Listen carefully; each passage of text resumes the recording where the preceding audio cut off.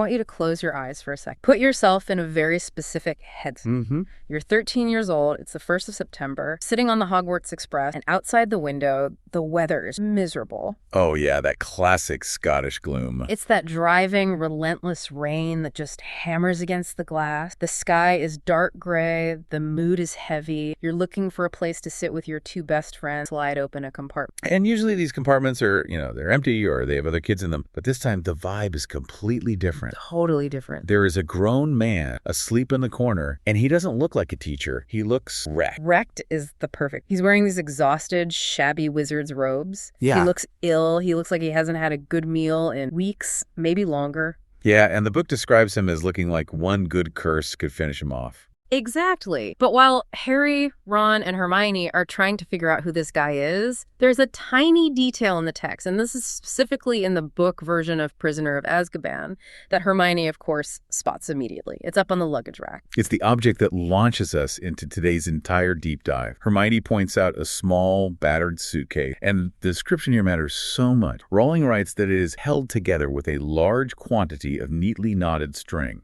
I want to pause on the string, because held together with string is one thing. That just implies it's broken, it's old. Or my bag is falling apart. But neatly knotted, that's a character study right there. That's not just my bag is broken. That is someone who sat down, probably by candlelight in some dingy room, and meticulously, patiently tied knot after knot to keep his life. It's dignity in the face of absolute poverty. It is. It shows this desperate attempt to maintain order when your whole world is chaos. It really is. But then you have the second detail, which is the smoking gun for us today. Stamped across the corner of this battered, string-tied suitcase in peeling letters are the words, Professor R.J. Lupin. And that is where the record scratch happened. Professor. Hermione uses that stamp to identify him. She says, "That's Professor R.J. Lupin." And Ron, being Ron, says, "How do you know that?"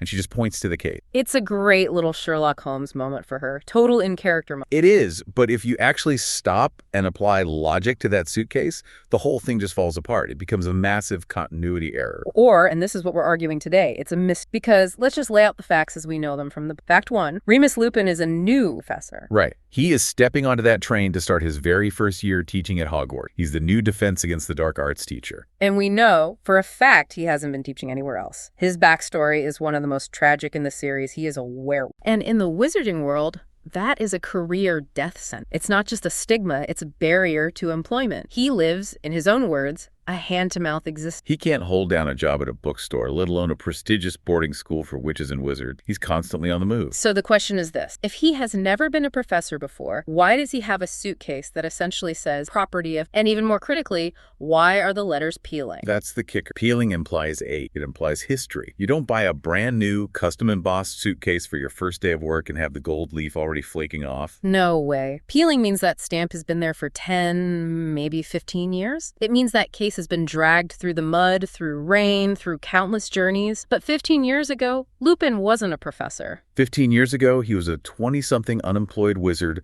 fighting in the first war against Voldemort. He was a member of the Order of the Phoenix, living in hiding. It is a complete paradox. If the letters are peeling, the title is old. If the title is old, he must have been a professor for a long time. But we know for a fact he hasn't been. So where did this suitcase come from? Is it a lie? Is it a gift? Or is it something much, much more complicated that connects to the broader history of... That is our mission today. We are going to unpack, pun fully intended, the secret history of this piece of luggage. We have two main theories to get through today. One is deeply sentimental. It involves the Marauders, and it'll probably make you cry. And the other theory connects Lupin to the Fantastic Beasts era and a certain magizoologist named Newt Scamander. And to get there, we have to talk about wizarding prejudices, the physics of magical storage, and the deep personal tragedy of Lupin's own father. It is a serious rabbit hole. Before we get to the theories, I think we have to firmly establish why he couldn't have just been a professor somewhere else. I've seen people argue this on forums and online. Oh yeah, I've seen that too. It's the easy answer, right? Maybe he taught a night class. Maybe he taught abroad for a few... People want to solve it simply. They say, oh, he taught at Ilvermorny in America for a while. And I don't buy it for a second. Not when you look at the evidence. You shouldn't buy it. It doesn't hold up to any scrutiny when you understand the geopolitics of the wizarding world. But let's play devil's advocate for a minute. Let's go through the options. Why not Durmstrang? Durmstrang, seriously. The school that produced Gellert Grindelwald. And Victor Crumb. Right, but it's famous for teaching the dark arts, not defense against. The curriculum is basically How to Become a Menace 101. Remus Lupin would last about 5 minutes there. His entire philosophy is about understanding and managing fear. Think of the Bogart lesson, which is all about confronting your deepest terror with laughter. Exact. Durmstrang is about weaponizing magic, embracing intimidation. Ideologically, they are polar opposites. Not to mention, Durmstrang is notoriously unwelcome to anyone who isn't pure blood. They didn't even admit Hermione to their library in Goblet of Fire. A werewolf. They would have run him out of the castle on a rail. So Durmstrang is out. Okay, what about Beauxbatons? The pretty one? I love the visual of Lupin wandering the Pyrenees, but come on. Beauxbatons is described as having ice sculptures that never melt in the dine. The students wear these beautiful, delicate silks. It's high-concept luxury. It's the wizarding equivalent of a Swiss finishing school. And Remus is a guy who wears patched robes and carries a bag literally tied together with string. He is shabby without any of the chic. It's just shabby. There's a serious cultural mismatch there, isn't there? I mean, you have Fleur Delacour visiting Hogwarts and spending the entire time complaining that it's too drafty and the food's too heavy. She called it Hogwarts Castle, with this dismissive tone. Can you imagine her reaction to Lupin's teaching attire? His whole aesthetic is one of humble survival. He would stick out like a sore thumb at Beauxbatons. Plus, you have the language barrier. So that's out. And then there's Ilvermorny, the American school. You mentioned Newt Scamander earlier. We know from the first Fantastic Beasts movie that American wizarding law in the early 20th century was just brutal. Absolutely brutal. You had Dorcas 12-trees, you had Rappaport's law.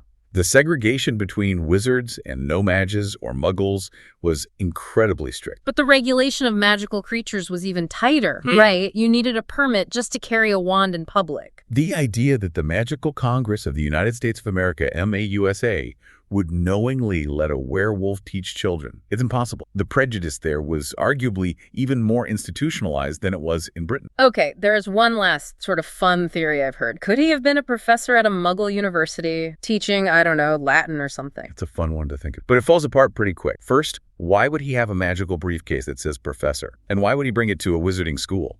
And also, the transformations. It's hard enough hiding that in a remote wizarding cottage. Trying to hide it in a dorm on a Muggle university campus every month. That's a disaster waiting to happen. So we're back to square one.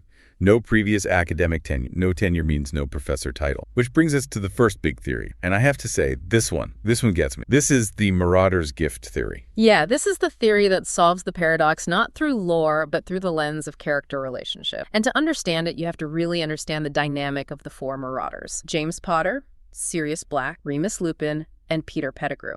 It wasn't just a friendship, it was a found family, a brotherhood. But there was a clear hierarchy, wasn't there? For sure. James and Sirius were the cools. They were the leaders. They were popular, talented, arrogant. And they came from money. James's family invented Sleek Easy's hair potion. They were loaded. And Sirius, even though he hated his family, came from the ancient and incredibly wealthy House of Black. They didn't have to worry about their futures. They really didn't. They coasted. But Remus was the Hermione of the group, in a way. He was the studious one. He was the prefect. He was the one who actually tried to keep them out of trouble, even if he failed most times. He was the conscience. But underneath all that, Remus carried this immense, heavy secret. He knew that once they left the protective bubble of Hogwarts, a school run by Albus Dumbledore, his life was effectively over. Because of the werewolf registration laws. Because of the prejudice, he knew he couldn't get a real job. So paint the picture for me. It's 1970. They're graduating from Hogwarts. The world outside is getting really dark. Voldemort is on the rise. People are disappearing. What happens? The theory goes like this. James and Sirius, being the wealthy, optimistic, and deeply loyal best friends that they are, decide to give Remus a graduation. Okay. They know he's worried about money. They know he's worried about being an outcast. So they pool their galleons and they buy him a really nice, high-quality leather suitcase. A practical gift. Something to carry his life in as he moves from place to place. Exactly. But they don't just hand him an empty bag. They customize. They take it to a wizarding engraver, and they get it embossed with shiny, new gold lettering. Professor R.J. Lupin. Professor R.J. Lupin. That is, wow. That's a lot. That's a bold move. It's a massive vote of confidence. It's James and Sirius looking at their friend, the smartest one in their group, and saying, we know who you are. You're the brains of this operation. You're the teacher.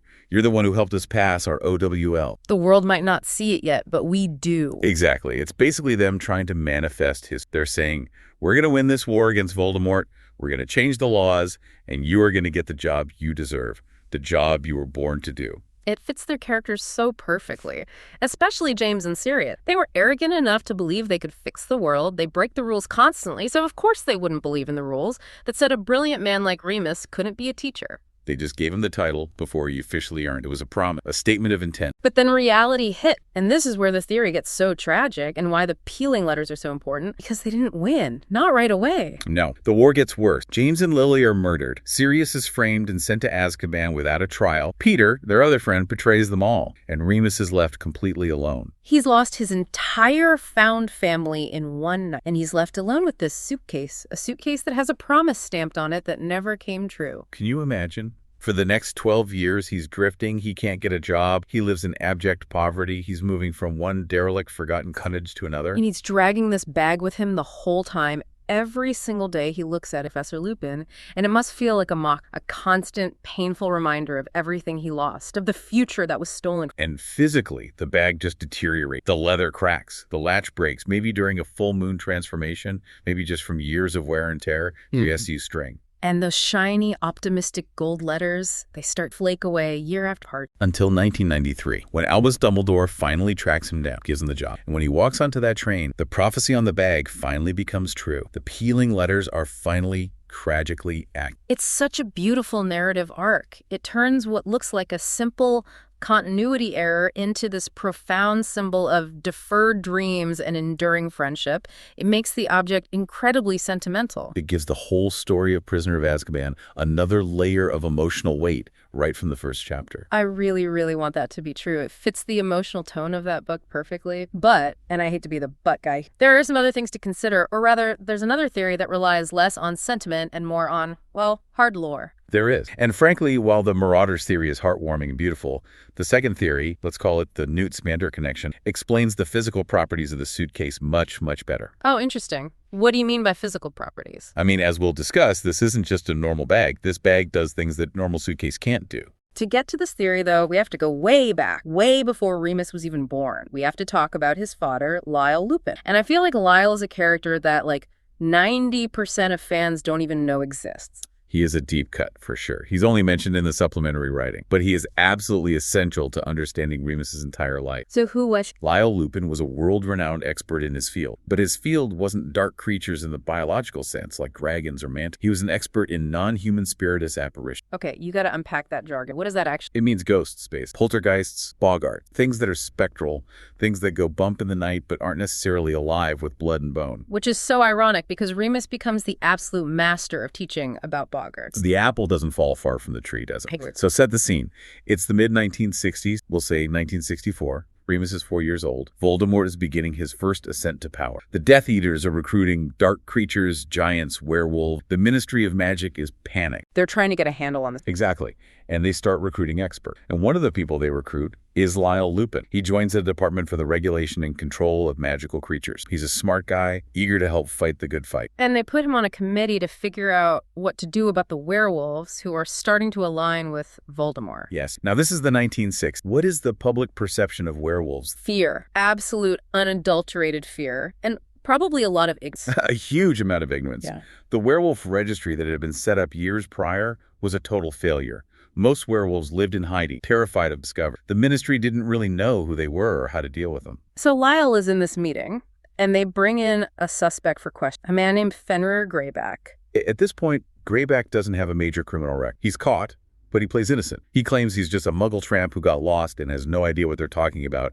He doesn't look like a monster. And this is where Lyle's specific expertise fails. Lyle knows spirits. He knows boggarts. He doesn't know the subtle signs of lycanthropy in a human being. But he suspects something is off. He feels it. Yeah. But the other committee members, they're completely fooled. They laugh at Lyle's suspicions. They say, look at this poor, confused muggle. Just let him go. At Lyle. He completely loses his cool. He slams his fist on the table in frustration, and he shouts that all werewolves are soulless, evil, deserving nothing but death. Soul. That is such a heavy word in a world where dementors exist. He's basically saying they aren't people. They don't have souls. It was pure prejudice, plain and simple. It was fear and ignorance masking itself as moral superiority. And Fenrir Greyback, sitting in the corner, hears every word. He memorizes Lyle's fate. He memorizes the scent of his fear and his hatred. The committee lets Greyback go. And Greyback doesn't just run away. He wants revenge. He's a psychopath. He asks around the magical underworld. He finds out where Lyle Lupin lives. And that night, it's a horror story. He attacks the family home.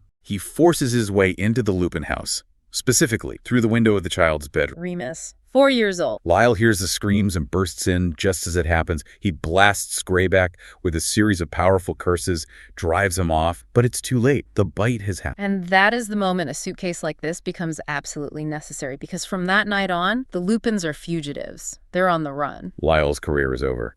His life is ruined. He spends every galleon he has, every waking moment, trying to find a cure. Potions, charms, ancient rituals, nothing works. And they can't stay in one place. As soon as neighbors hear a strange howl on the full moon, or notice the little boy looks pale and sick once a month, the rumors start. Yeah, and the Lupins have to pack up everything they own in an instant and vanish. So they become nomads. Remus grows up incredibly lonely, completely isolated, believing he is a monster because of what his own father said in that meeting, soulless. It is a tragedy of almost Shakespearean proportion. A father's prejudice comes back to curse his own son. But here is where we connect the dots to Newt Scamander. Okay, bring it in. Because there is another man who worked for the department for the regulation and control of magical creatures. A man who founded the Werewolf Register back in 1947. Newt. Okay, so did they know each other? Lyle and Newt. The wizarding academic world is small. If you are a world expert on boggarts, like Lyle, and you are the world expert on beasts, like Newt, you are running in the same circles. You're publishing in the same journals. You're probably bumping into each other at the ministry canteen. And Newt is exactly the kind of guy who pays attention to the outcasts, the misunderstood. Precisely. Now, consider Newt's core personality. He is defined by empathy. He loves the creatures everyone else fears or hates. He loves the Nifflers, the Bowtruckles, the Obscurials. And he created the Werewolf Registry to try and help, right? Not to persecute them, but to understand and regulate them. He did, but it failed. It failed because the wizarding world was too prejudiced. The werewolves were too scared to sign up. They knew if they put their name on a government list, they'd be shunned, fired from their job. So the registry was mostly empty. And because the registry was empty, the ministry didn't have tabs on dangerous, unread werewolf, Fenrir Greyback. Oh, I see where you're going. Newt feels guilty. He has to. He's a man with a massive conscience. If the system he helped build had worked better, maybe Greyback would have been a known quantity. Maybe Lyle wouldn't have been in that. When news breaks that Lyle Lupin's 4-year-old son has been bitten, Newt would. And Newt, of all people, would know what it's like to have to hide and transport dangerous magical beings. He would understand the logistics of it intimately. And he would know that the Lupins are moving constant, living out of bags. So what does a family on the run need? What does a young, terrified werewolf need more than anything else? A secure space. Yeah. A cave. No, that sounds awful. A habitat. A safe haven. Exactly. This is Theory B. The battered, peeling suitcase Remus Lupin carries is an old, retired field case given to him or his family by Newt Scamander. Okay, this completely changes the whole peeling letters game. Because if the case originally belonged to Newt, it's old. Like really, really old. Newt was most active in the 1920s and 30s. By the time Remus gets it in the 60s or 70s, that leather has seen 50 years of hard travel. It explains the battered condition perfectly. It's not just from Remus's poverty. It's the case's entire history. It has been to the jungles of Brazil, the back alleys of New York, the mountains of Europe. The string-tied latch makes more sense. A magical latch that's 50 years old and has been bashed around by an erumpent or something, bound to fail. But what about the professor's stamp? Well, there are two ways to look at it. One, the Marauders theory is still true. They just stamped Newt's old case as they upgraded his existing ascent. Or, option 2, maybe Newt stamped it himself. Maybe Newt, who respects knowledge and compassion over ministry titles, gave it to a young, brilliant, but cursed Remus Lupin and said, "You understand the dark, Remus. You're more of a professor than any of those bureaucrats." Professor of survival. That gives me chill. But the real meat of this theory, the real evidence, isn't the sentiment. It's the physics. We need to talk about the magical clown car aspect of this suitcase, because if it's just a normal Samsonite bag, several scenes in the book make absolutely no sense. This is the magical forensics part. I love this. Okay, let's look at the evidence. Does the book actually show this suitcase doing impossible things? Repeatedly. Let's start with Exhibit A, the pantry. This is on the Hogwarts Express right after the Dementor attack. Lupin wants to cheer Harry up. Right, he gives him chocolate. He does. But before that, he opens the battered case and pulls out 2 large glass bottles of better beer. Okay, stop right there. Have you ever tried to pack 2 big glass bottles in a briefcase or a small... It's a nightmare. They are heavy. They clang together. Right. They take up a huge amount of diagonal space. If you put 2-liter-sized bottles in a standard carry-on, you have room for basically nothing else. And yet he just pulls them out casually like they were sitting upright in a cupboard. It implies they were stored perfectly, accessible, and safe from breaking. Exactly. But Exhibit B is even more compelling. The office evacuation. This is at the end of the year, right? After Snape reveals he's a werewolf and he has to resign. Yes. Harry goes to Lupin's office to say goodbye. Lupin is packing. The text says he sweeps the entire contents of his desk into the open suitcase. The entire contents. That means books, stacks of parchment, quills, multiple ink pots, maybe some of his teaching specimens. Think about the mouth of the bag problem.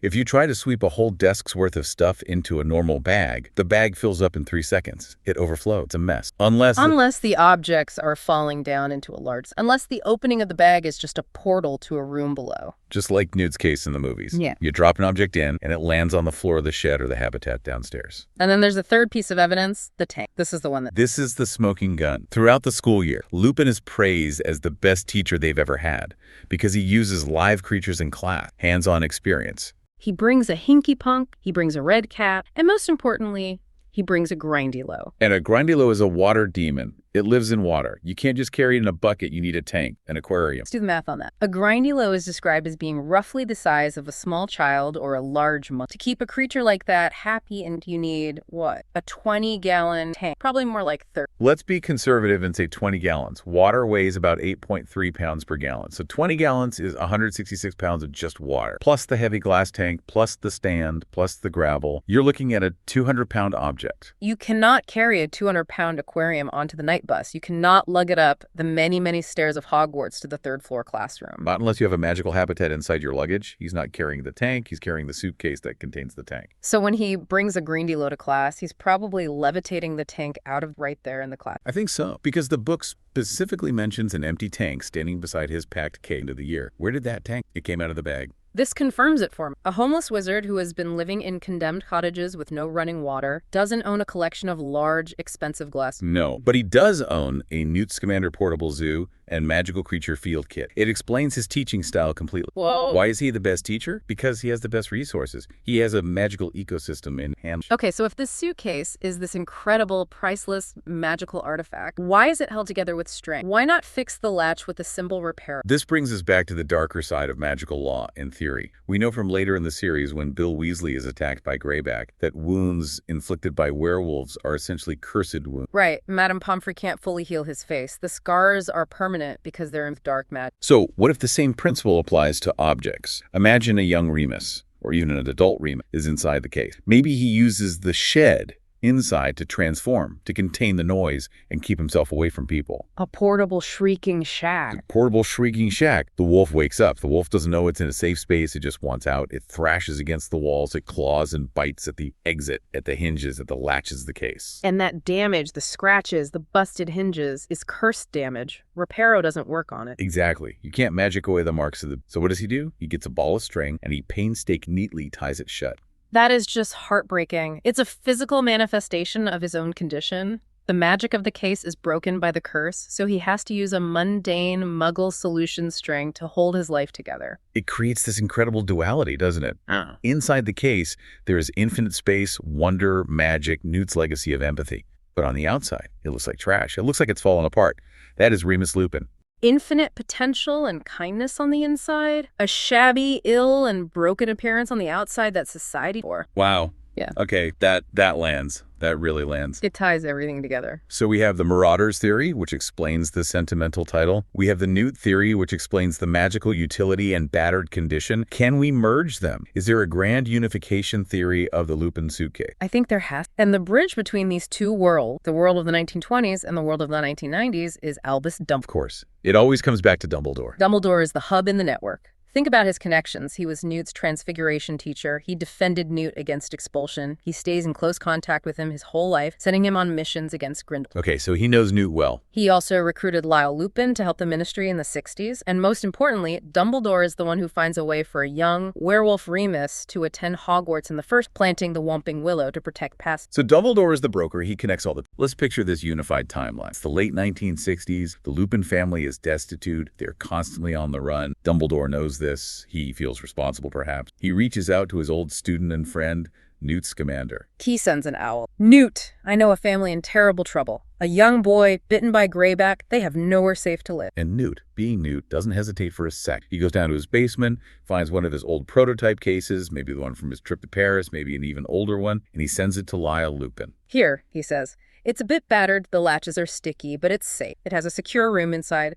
The boy can be safe there during the change. So Remus grows up with this case. It's not just luggage, it's his bedroom. It's his sanctuary. It's the only safe place he knows. He takes it with him when Dumbledore arranges for him to go to Hogwarts. And then, fast forward to 1978, graduation. The Marauders see this case. They know how important it is to him, but they also see how beat up the outside is a disaster. They can't afford to buy him a new magical habitat. Those things are probably illegal to make and effectively priced, so instead of replacing it, they upgrade it. They clean it up, they try to fix the hinges as best they can, and as the final, perfect, hopeful touch, stamp it, Professor R.J. Lupin. They take the object that saved his life as a child, and they brand it with their hope for his future as an adult. That is the perfect synthesis. It combines the utility and history of the Scamander legacy with the emotional bond of the Potter and Black friendship. And it explains why he keeps it for all those years. He isn't just too poor to buy a new bag. He can't replace it. That bag is his home, his history, and the last tangible proof that people once believed in him. You know, it really changes how I see the character. He is so often defined by what he lacks. He lacks money, he lacks health, he lacks social status.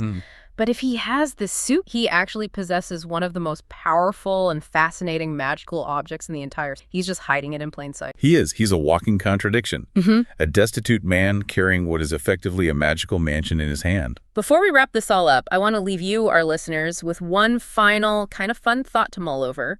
We talked about the Marauders. We know they became Animagidaria, a stag, a dog, and a rat to keep Remus company during his transformations. Yes, so they could run with the Werewolf without getting hurt. The story is that they would sneak out to the Shrieking Shack every full moon and run around in there. But if Remus had a Newt Scamander suitcase with a whole magical habitat inside... Oh, I see where you're going with this. Did they really run around a dusty, rickety old shack, or did they just climb into the suitcase? Think about it. Why risk being seen sneaking through Hogwarts? Just open the bag in the dorm room, hop down the ladder, and you have a portable private forest to run around in all night. That is a delightful image. James the stag and Sirius the dog galloping around inside the luggage while Peter the rat chews on a magically expanded furniture. It would certainly contain the noise better than the Shrieking Shack. What's that banging sound coming from your trunk, Remus? Oh, just dirty laundry. A lot of it.